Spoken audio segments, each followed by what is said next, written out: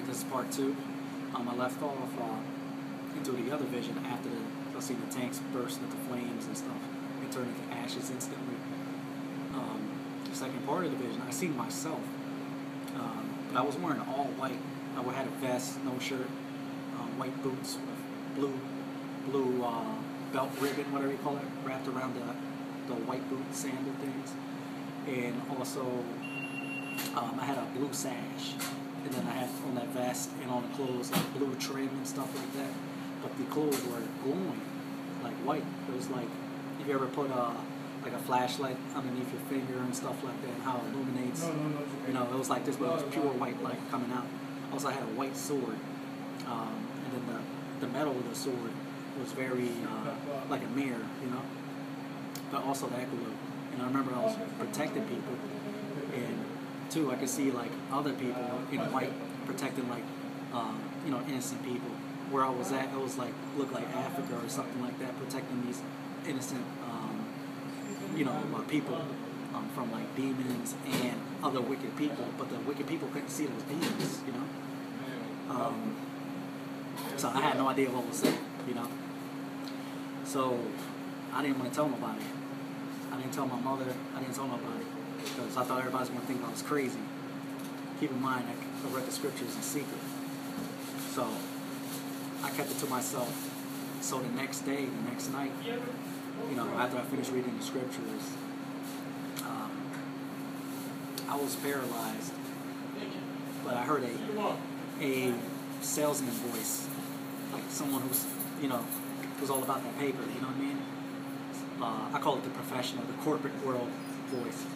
But I was paralyzed in my room, but I couldn't see my room no more. But as this person was talking to me, they were offering me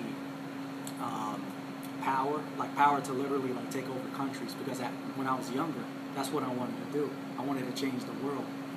But, you know, that's being self-righteous, you know what I mean? But he offered me power. And I said, nah, no, I'm okay, I don't want that. He offered me riches, millions upon millions, rubies, treasures, gold, silver, all that. And I said, no. And he said, okay, what about I give you a mix of all three. I give you the power, the riches, the treasures, and women. And so I could see from that vision that demon was giving me, like, you know, me in a jacuzzi with women and stuff. And I said, no, I don't want no women. What, I'm going to catch a disease? That ain't worth it. You know, I wasn't being mean towards that person speaking, but I was just being honest. And then all of a sudden, the voice changed to some hideous voice, and it scared the crap out of me. And he said, "You better take this," and cursing at me and stuff. But it was a real creepy voice, something inhuman, you know. I can't even emulate it.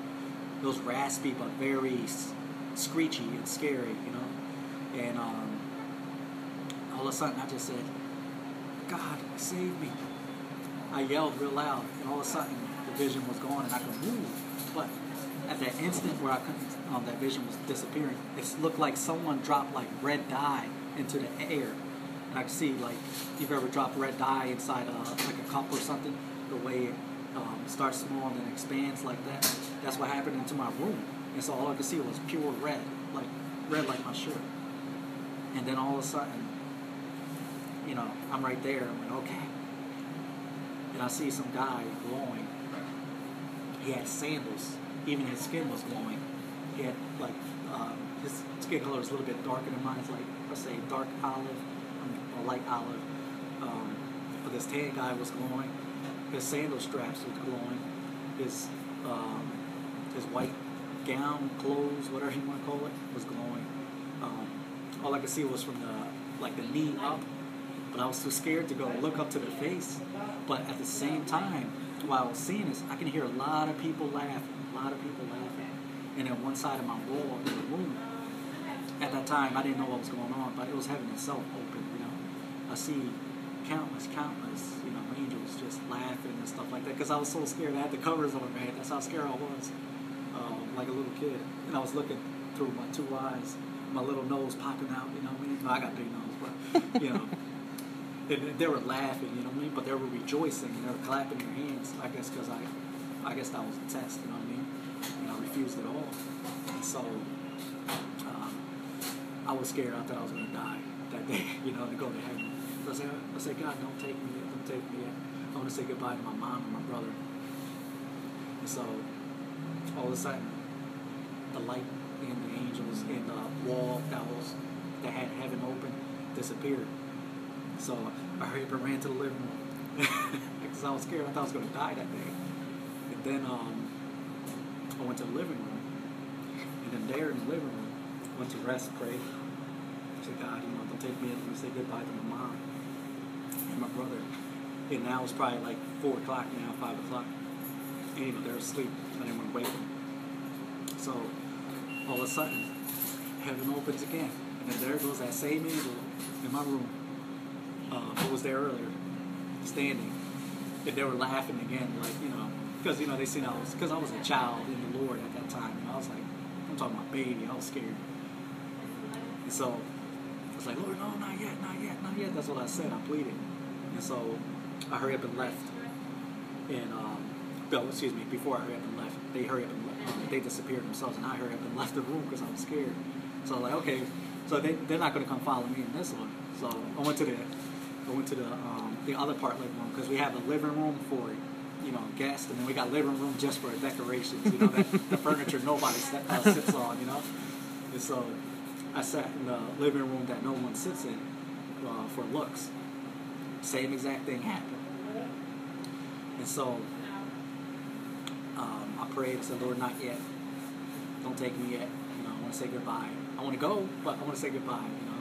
So angel in heaven itself disappeared again. So that day, I go tell my mom. When she woke up, I said, Mom, you won't believe me, but there was a demon that came, offered me everything, the whole world and stuff. And I said no. And then this happened and that happened. What I just described about the angels 3 times that happened. Heaven itself opening, they're rejoicing and laughing at me, you know, because I was so scared, you know. And she said, I believe you. Because I told her, Mom, you think I'm crazy, right? She's like, no, I believe you. And I said, Mom, you know, I've been reading the Bible in secret, you know. And so I said, you know, you think I'm crazy because, you know,